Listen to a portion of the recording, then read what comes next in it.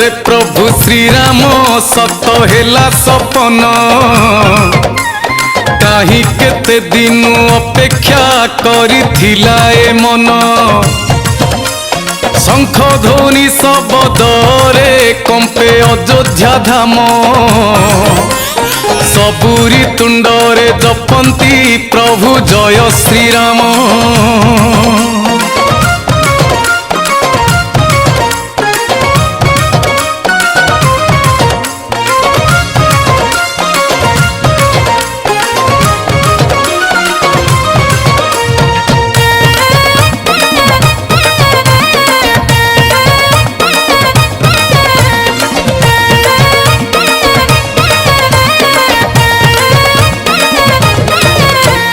धन्य सती सीता माता तुम